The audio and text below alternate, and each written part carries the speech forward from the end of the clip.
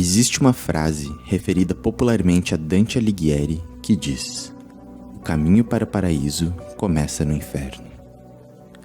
Não existem registros dessa frase específica nos escritos de Dante, apesar de os versos a partir da linha 112 do canto 1 da Divina Comédia terem este mesmo significado. Que é quando Dante começa a suplicar para que Virgílio o leve até o paraíso. Então um anjo diz a ele que para chegar aos céus, deverá seguir junto a ele pela jornada no inferno.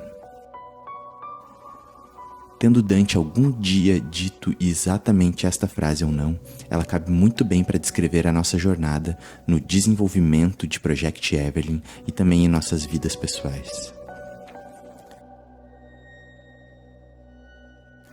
Se o caminho para o paraíso se parece com o inferno, mas o caminho para o inferno se parece com o paraíso, é exatamente como Ed Rock diz em A Vida é Desafio, do disco Chora Agora, Ri Depois, gravado em 2002.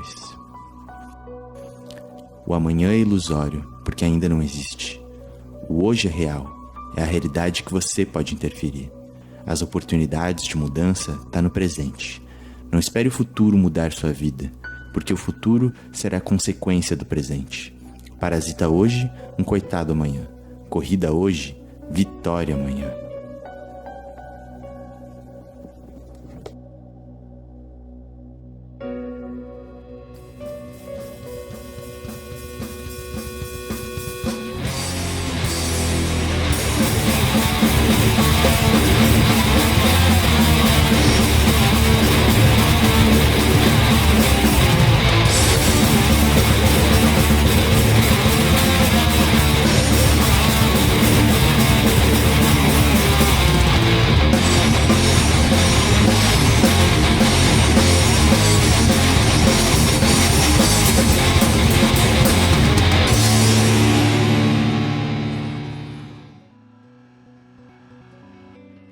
Bem, é engraçado o Mika ter me pedido esse roteiro, porque foi pouco depois da minha esposa comprar a saga de livros do Dante, a Divina Comédia, e eu percebi algo extremamente forte da similaridade do que eu havia sentindo e o que Dante relata nesses livros. Eu não preciso fazer nada além de ler apenas o primeiro verso do primeiro canto para vocês perceberem uma certa similaridade, principalmente se você for desenvolvedor de jogos, como nós, e mais ainda se você tiver o seu próprio estúdio, porque realmente as coisas ficam bem mais punks aí.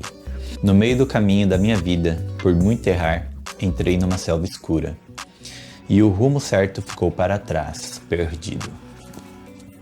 Isso descreve muito fortemente para mim o que foi esse momento que a Goblin teve pós o documentário, porque digamos que muito do que a gente esperava não aconteceu e coisas que a gente não esperava dar resultado foi o que deram resultado. Pareceu muito forte para mim que o Project Evelyn tinha se tornado essa selva escura, onde a gente tentou fazer tantas coisas, mas ao mesmo tempo não estava dando certo, não estava dando liga, ainda não encontrava aquilo que a gente estava procurando, sabe? E isso aconteceu principalmente porque ao longo desses meses a gente foi fazer muita coisa que faz parte do core do projeto, que seria o Core Toy, nossa primeira demo jogável, algo que realmente seja divertido de jogar e não frustrante. O visual do nosso protagonista, que nunca era bom o suficiente, por assim dizer. E principalmente, eu diria, sobre a nossa dinâmica como equipe, porque a gente estava numa fase extremamente bagunçada. E essa era a nossa floresta.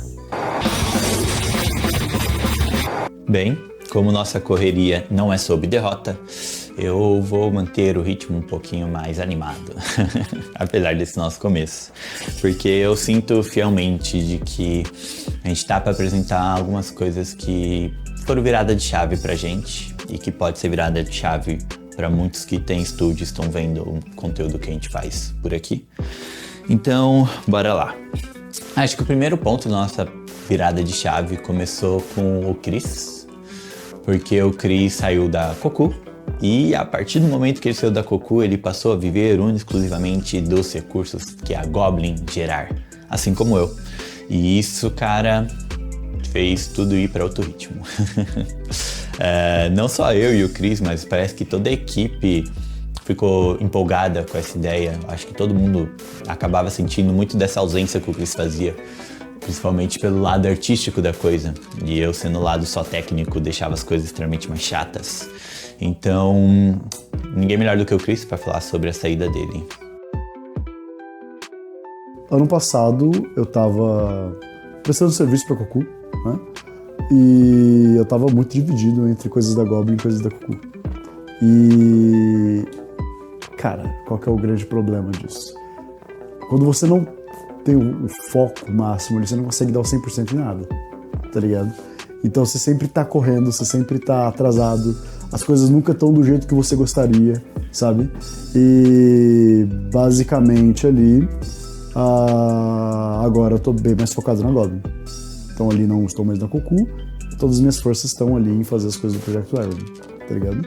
E a única coisa que eu faço em paralelo hoje é dar aula em faculdade, tá ligado? Que é a FAFIB, que é uma daqui da região, mas é algo que eu faço no período da noite, tá ligado? 2 dias por semana, então tá mais tranquilo. A maior vantagem, na realidade, é poder fazer um projeto autoral, tá ligado?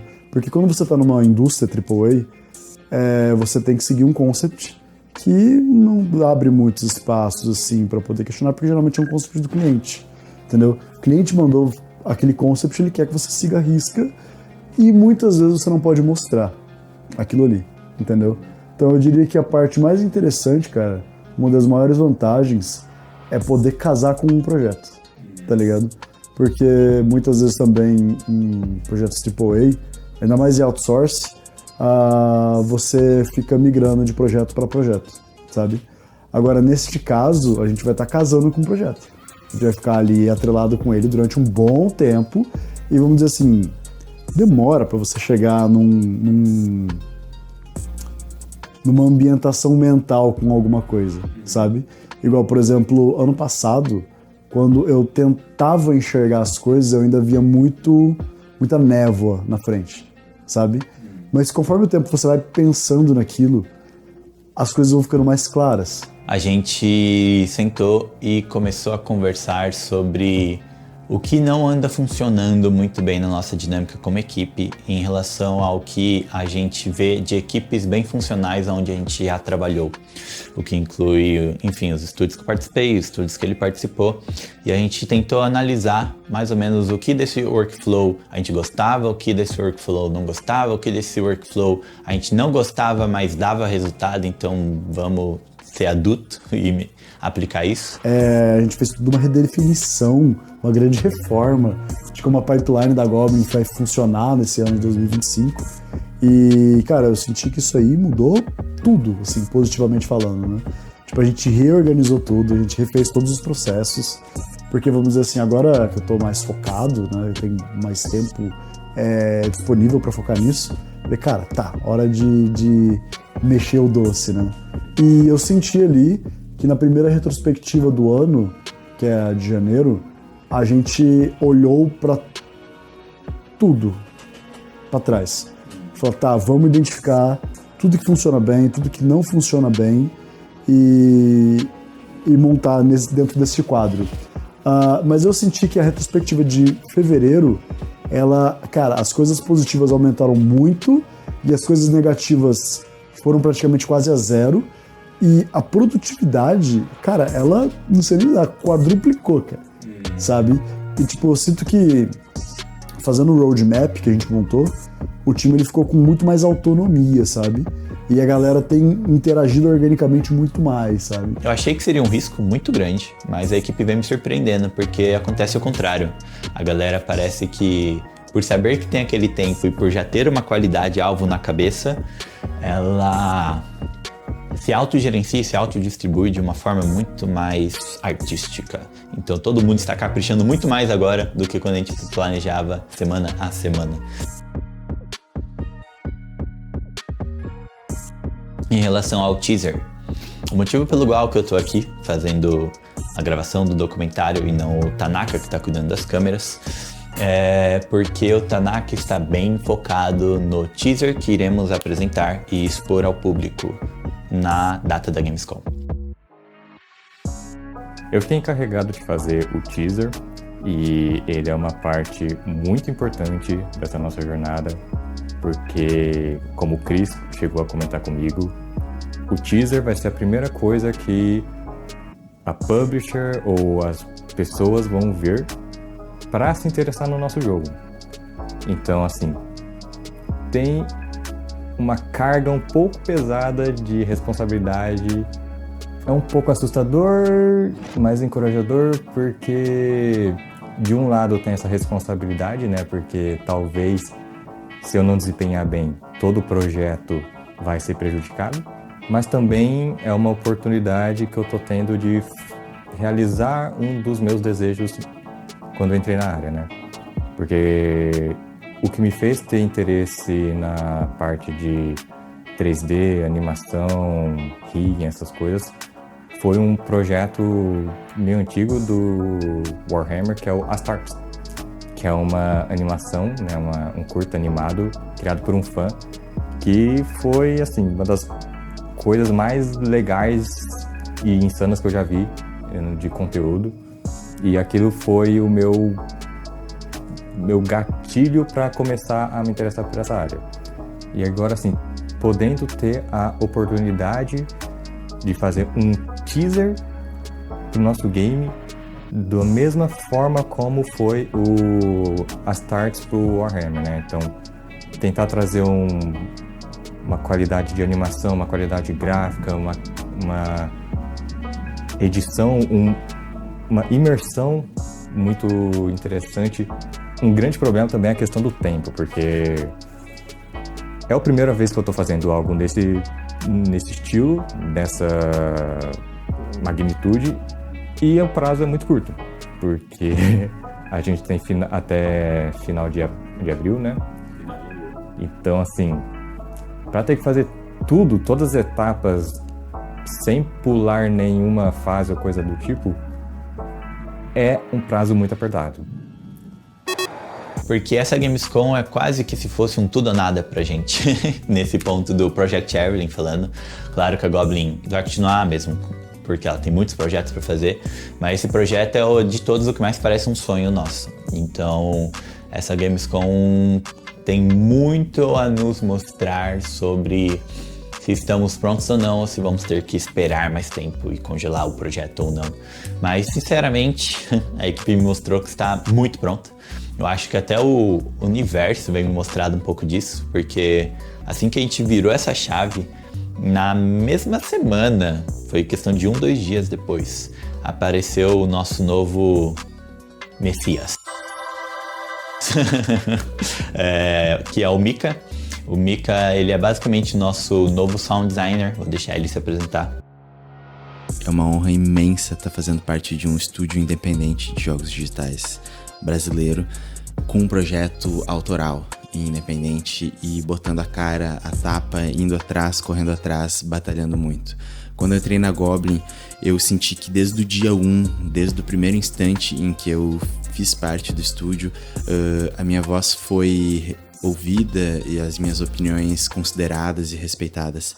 E sentir que tu faz parte de um ambiente fértil, onde tu possa realmente dar opiniões e querer construir coisas, mesmo que sejam fora do teu escopo, né? Porque eu tô trabalhando com sound design dentro do projeto, mas poder falar de qualquer outra área e a sua opinião ser considerada, levada a sério, sabe?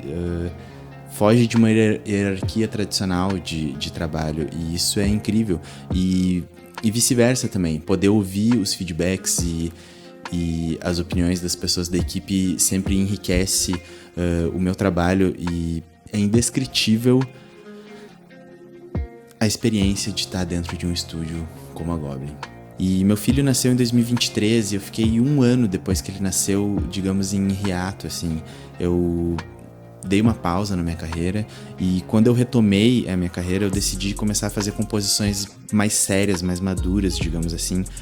visando entrar no mercado de jogos ou do cinema. E então eu fui atrás de algumas pessoas que eu conhecia e uma delas era o Tony, e foi muito incrível porque no dia em que eu falei com ele, ele tinha me dito: cara, eu tô precisando de alguém que faça esse trabalho que você tá querendo fazer e eu tenho sim uma oportunidade pra ti. Abriu as portas pra mim do estúdio. A gente viu que o meu momento de carreira e de composição fazia muito sentido com o projeto e, bom, eu tô aqui agora e eu espero poder entregar trilhas de áudio e efeitos sonoros que façam sentido e que impactem vocês. Músicas que emocionem e efeitos sonoros que tragam a dimensão de realidade que um projeto tem que ter a partir do som.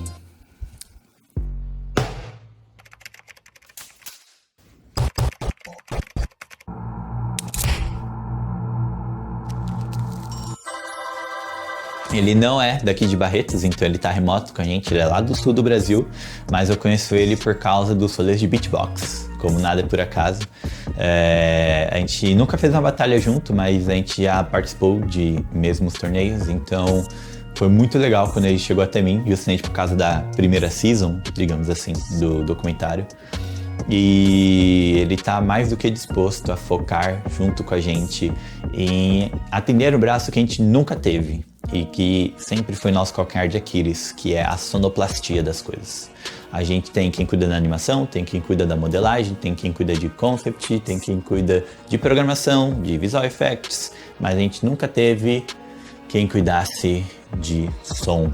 E o som tá muito atrelado ao sentimento da coisa em jogos, em audiovisual em geral, mas em jogos é o que dá realmente o sentimento de vários gatilhos de satisfação que a gente não estava conseguindo alcançar. Então ele foi uma primeira luz no meio dessa floresta que a gente estava, justamente por conta disso.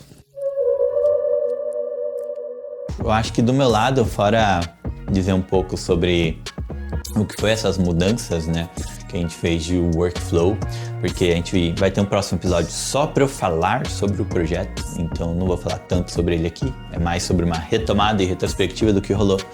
Mas tem uma coisa que, para quem é game designer ou dev, que nem eu, acho que tem o mesmo sentimento e vai saber do que eu tô falando aqui, que é sobre você encontrar a dificuldade que é, na verdade, você encontrar a confiança de que o seu projeto está divertido, cara.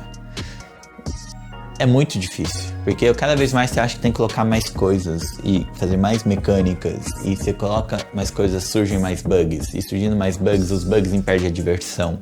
E você entra numa floresta escura, cara, que você várias vezes acha que você não tá pronto, criativamente falando, para fazer um jogo que seja realmente divertido. E você se orgulha daquilo. E eu acho que só agora eu atravessei essa floresta. E então, digamos aí que foram 6 meses mexendo muito no Project Erbelin para que eu entendesse realmente onde está a graça, a diversão, o propósito dele e o que ele realmente precisaria ser. Acho que deu para perceber que não é tão fácil assim fazer um jogo. Muito menos conseguir preparar tudo o que você precisa para ele começar a entrar dinheiro, para começar a ser produzido da forma certa. Bem, a gente já vem fazendo muita coisa da forma certa, sem dinheiro mesmo. Isso é um privilégio que a gente, como estúdio, sabe que tem em relação a muitos estúdios que tem aí pelo Brasil. Mas esse episódio foi um leve, vamos dizer assim, uma leve apresentação do que a gente teve que trazer de estrutura, que a gente estudou, que seria necessário ter de estrutura, para falar a verdade, para a gente conseguir mostrar para a publisher nossa capacidade e se posicionar com autoridade frente a ela, para ela ver que realmente esse jogo tem potencial, esse jogo tem futuro e essa equipe sabe e consegue cumprir o que a gente precisa fazer. Então, se você é alguém que tem um estúdio ou que tem o mesmo sonho, cara, recomendo fortemente você seguir esses passos de ter um bom pitch, onde esse pitch mostra claramente o que é o roadmap do projeto, por aí vai. Ter um bom teaser que faça com que ao ver esse vídeo a pessoa queira jogar o seu jogo e, claro, tenha uma demo jogável do seu jogo. porque sem essas 3 peças, acho que você não tem a grande trindade sagrada para conseguir mostrar para publisher que você sabe fazer jogo e que o seu jogo tem potencial. Mas acho que isso conclui bem no que a gente queria falar sobre a Gamescom e sobre os preparamentos para a Gamescom, até porque tem muita coisa para eu fazer também. Tô até levemente ansioso. E nos nossos próximos episódios do documentário a gente vai focar cada vez mais em mostrar a essência do game, a essência do que a gente fez para a Gamescom por dentro das coisas, pra vocês verem um pouco mais sobre como que a gente fez a direção de áudio do projeto, como que a gente fez a direção de game design do projeto, a direção de arte e várias outras coisas pra você entender o real sentimento dessa obra que pra gente traz tanto peso sentimental.